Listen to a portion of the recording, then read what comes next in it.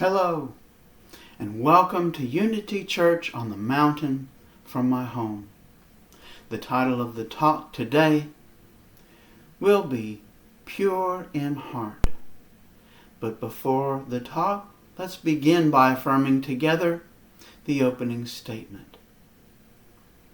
There is only one presence and one power in my life and the universe, God. Taking a breath, a nice deep breath, easy and gently, and release. And release. Breathing into the heart.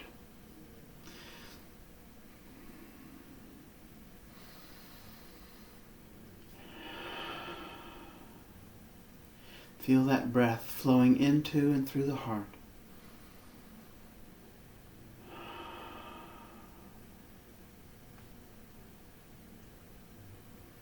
Relaxing the body and allowing the mind to become more still.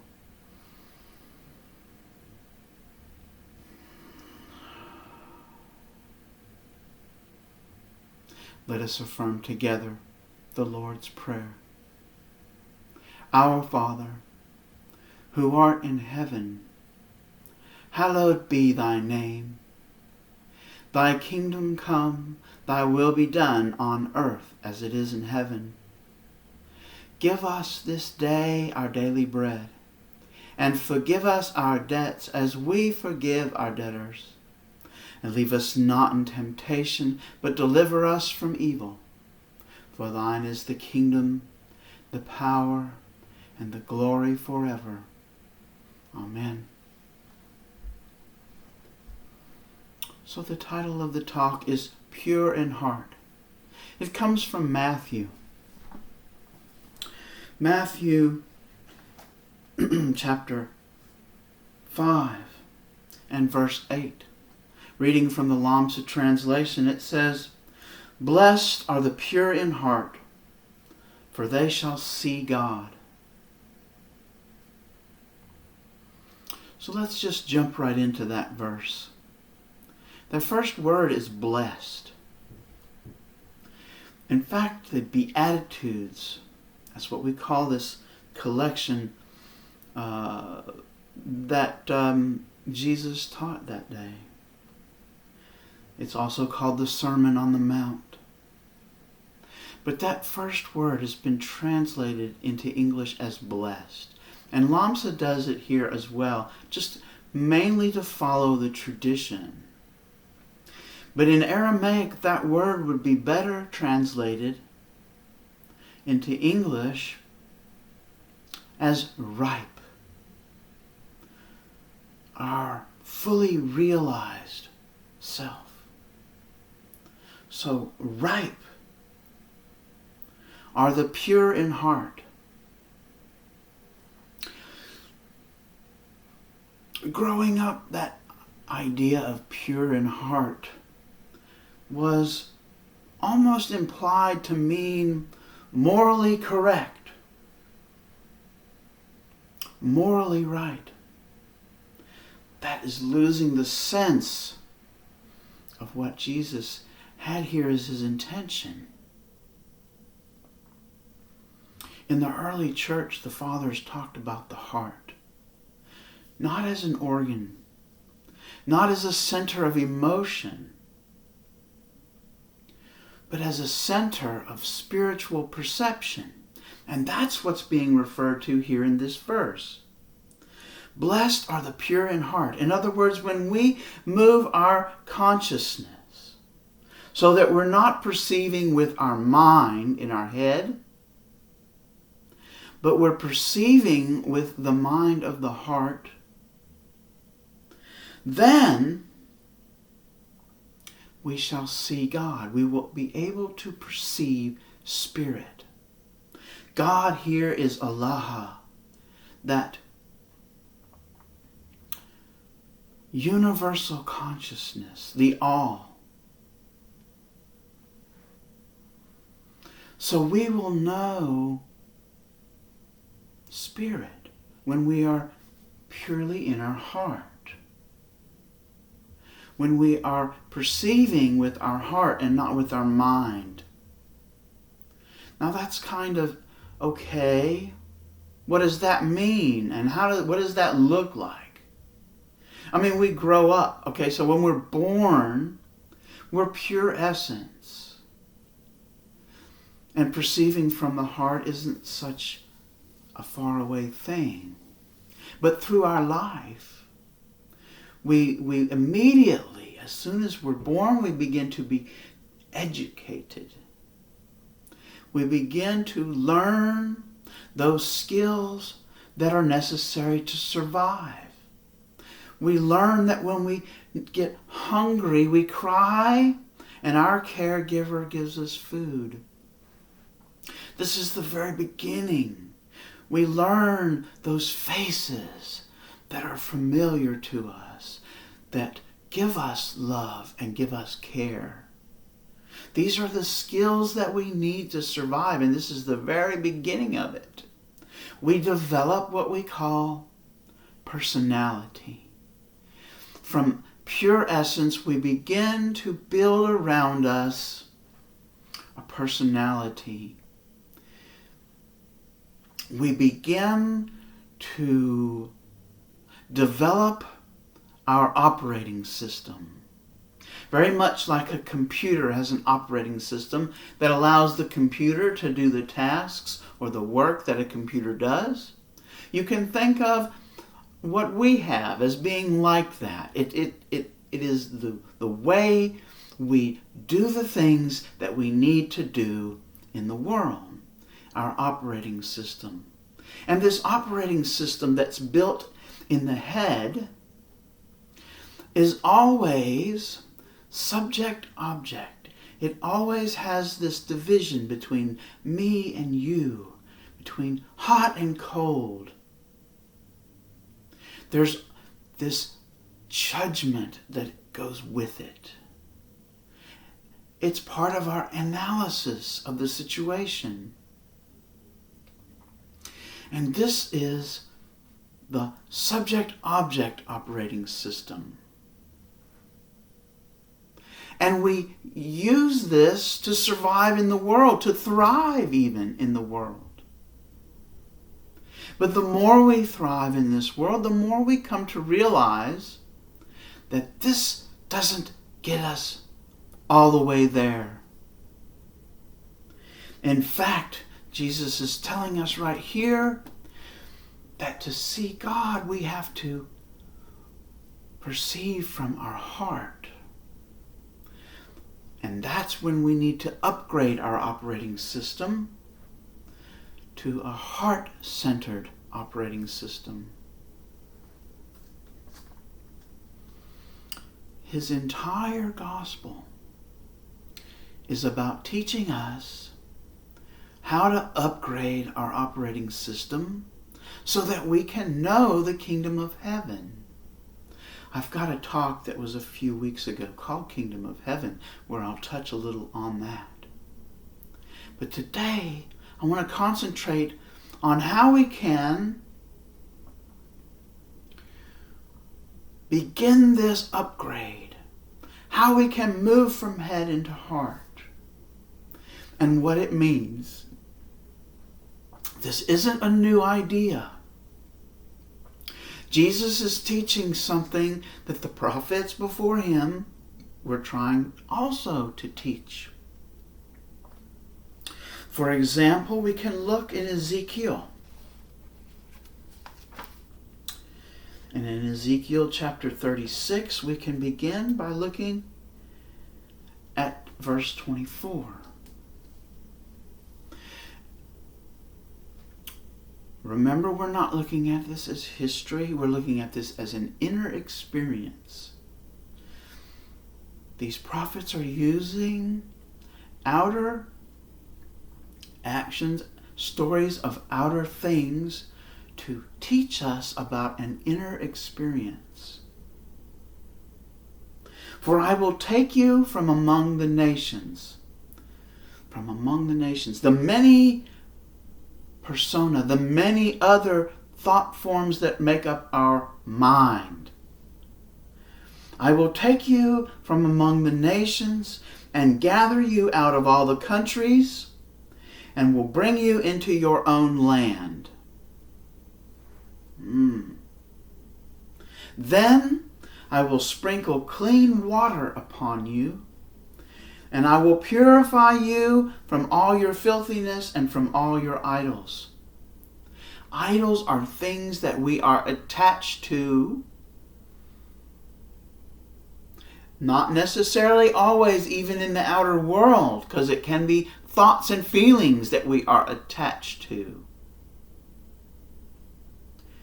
They are the things that our mind clings to that prevent us from being purified. Remember, I will sprinkle clean water upon you and I will purify you.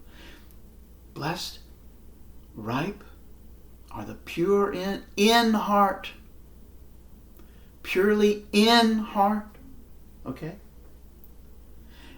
Verse 26. Ezekiel 37, verse 26 now. A new heart will I give you. A new spirit will I put within you. And I will remove the heart of stone out of your flesh, and I will give you a heart of flesh. The heart of stone does not add to our consciousness. A heart of flesh, that living, beating center of perception. And in verse 27, I will put my spirit within you and cause you to walk in my commandments, and you will keep my judgments and do them. Have you ever been frustrated or felt guilt because the moral teachings that we read in the surface story of the New Testament and in the Old Testament are just impossible? And they are impossible for the mind. But he's telling us right here that when we're in the heart, we have a new way of being. And as we follow that heart, the other things take care of themselves. I will put my spirit within you and cause you to walk in my commandments. And you shall keep my judgments and do them. It's the heart that does this. When we are able to upgrade our operating system, these other things are taken care of by following that guidance of the heart. And 28, you shall dwell in the land which I gave to your fathers, and you shall be my people, and I will be your God. So there it is. That is God telling us to operate our operating system. And from this place, everything else falls into its place.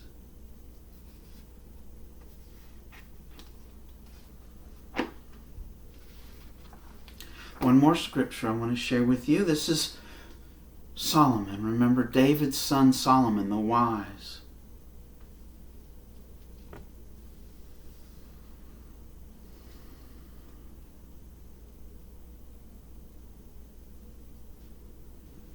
Let me find the passage. I've forgotten where it is. This is a love story.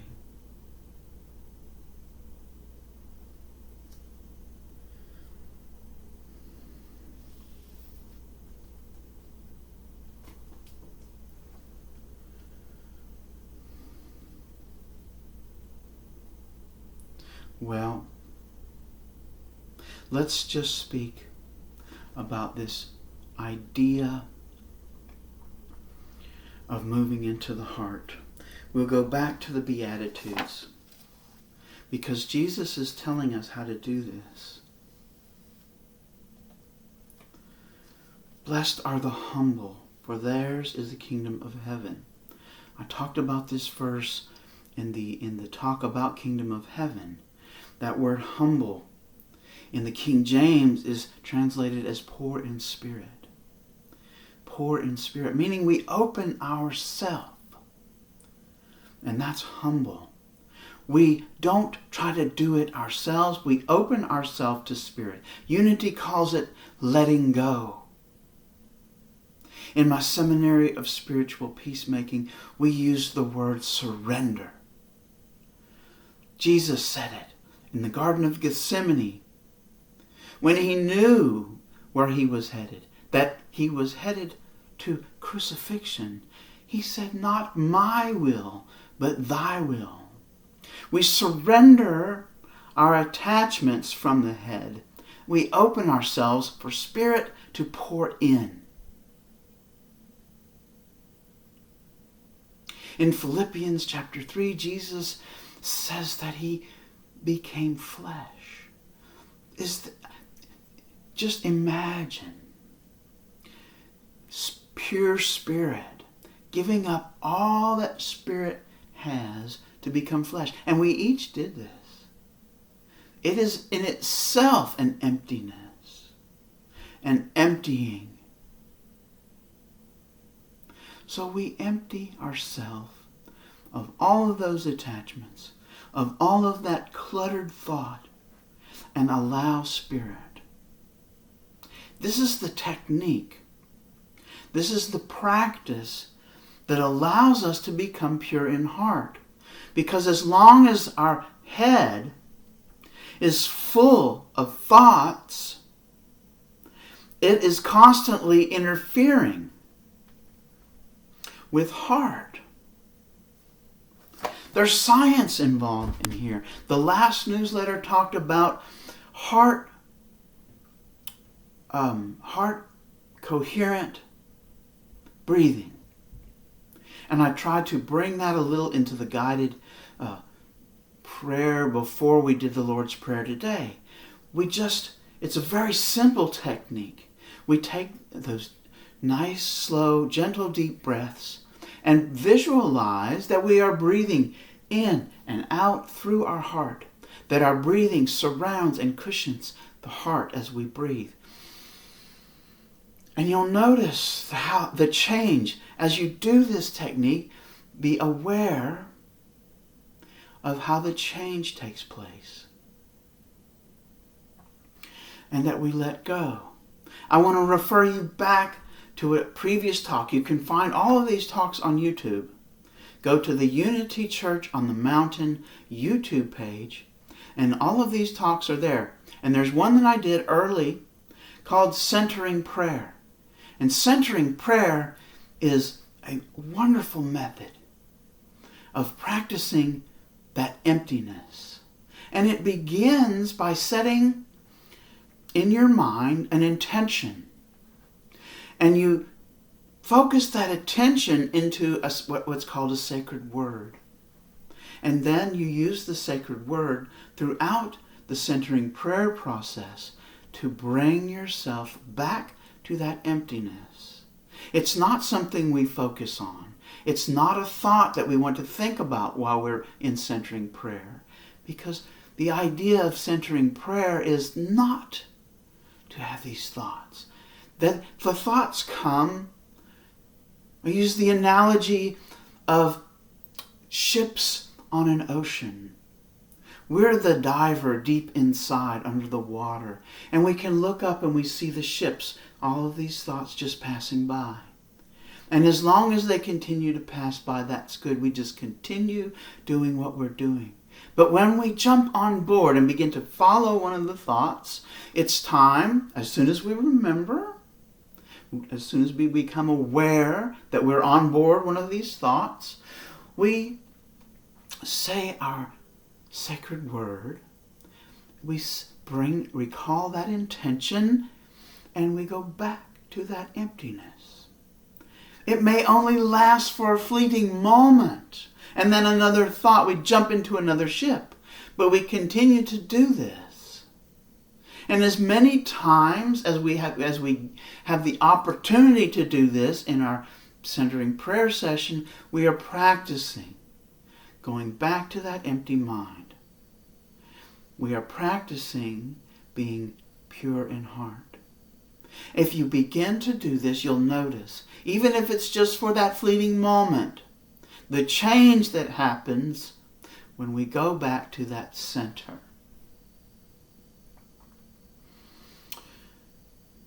In the Seminary of Spiritual Peacemaking, we call it the awakened heart. And that's the name of the song that I want to sing for you today. We have stages. James Francis Twyman called them the stages of enlightenment. He was given these by Spirit. They begin with the illumined mind. We train our mind with these ideas. From the illumined mind, we begin these practices. Using our spiritual tools in our spiritual toolbox. Over and over we practice, and we begin to move into the awakened heart. And it's not that we go through these stages and once we make a stage, we're always there. Because we continuously move backwards and jump forwards. And not necessarily always in order, because sometimes we can move right into the illumined soul. The realized soul. That is that ripeness that Jesus talked about in the Beatitudes. Ripe are the pure in heart. Because the heart has become where we are perceiving God. We're perceiving everything. And this doesn't mean we're not active in the world. See, that's the beauty of it. When we are in that pure heart state, everything that we do in the world is only done better. It's not that we forget everything that we learned in that first operating system, that subject-object, but when we upgrade to the heart-centered operating system, we can do all of those tasks plus so many more and more efficiently. Our body system begins to work in harmony with each part of the body doing the best that it can do, doing what it's there for. We do what is ours in the world, and the centers in the body do what's theirs for the body. So it begins with the illumined mind, progresses to the awakened heart, and the realized soul. That's what this Tau cross is a symbol of, because Tau is the last letter in the Hebrew and Aramaic alphabet. In the Greek, remember, we have Alpha and Omega. In Aramaic, it's Aleph and Tau. Tau represents that fully ripened self, the realized soul. In Unity, Charles Fillmore spoke about the same thing. We begin in Adam mind, that's before the illumined mind. And then Moses consciousness, where we learn the law. We learn about. It's in the head. And then there is Elijah consciousness. It corresponds with that awakened heart. And when we get there, we want to share it with the world. There is this excitement that comes with it. And the fully realized mind, the realized soul, is the Jesus mind, the Christ consciousness. So there we have this idea.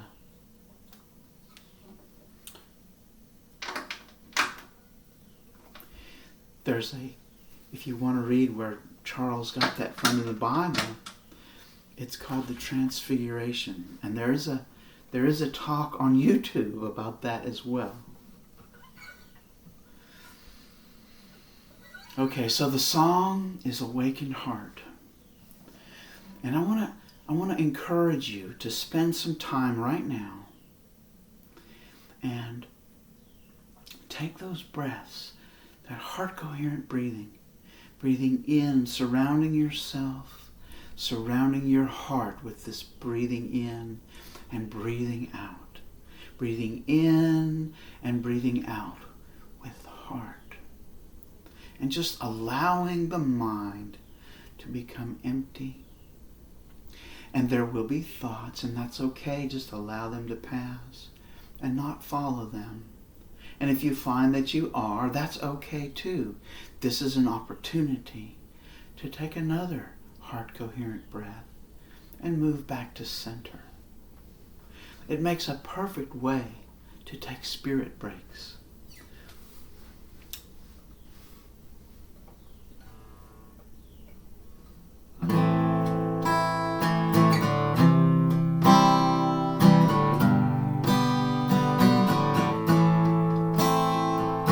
You are the awakened heart.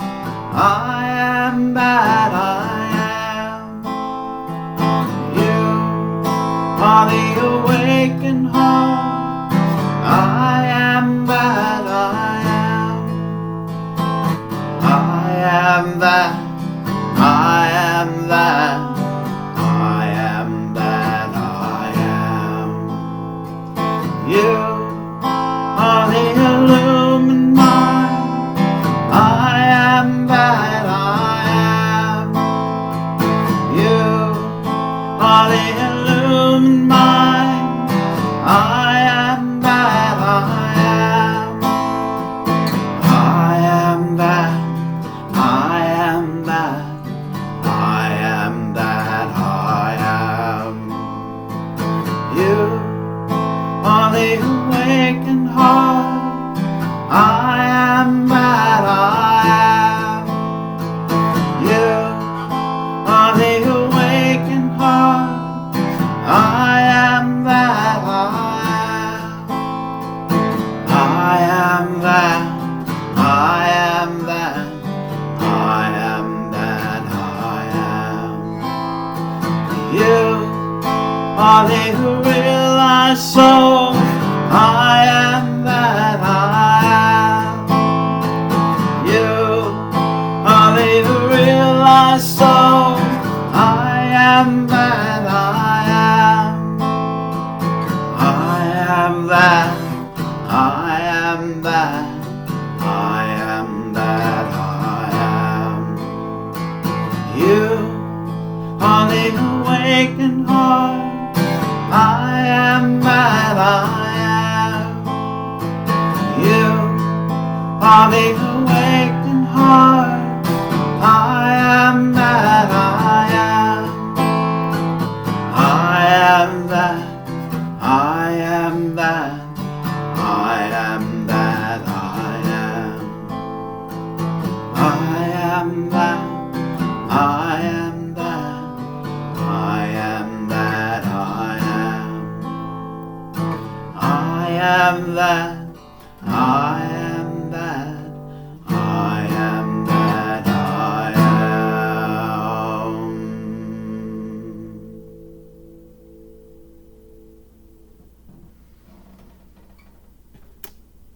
So I encourage you. I ask you, don't take my word for it. Practice this idea of heart coherent breathing or centering prayer. There's also the welcoming practice. There's videos on YouTube that talk about these techniques. Take some time each day and give this time to Spirit. Allow yourself to become pure in heart, even if it's just for short periods of time at first. The exercise, the intention, is the emptying of mind. And the benefit is in the practice. So the practice of moving there is the goal itself. So there is no losing. Every time you become aware and move back to heart, it is a success, even if it only lasts for fleeting nanoseconds. Thank you so much for spending this time together.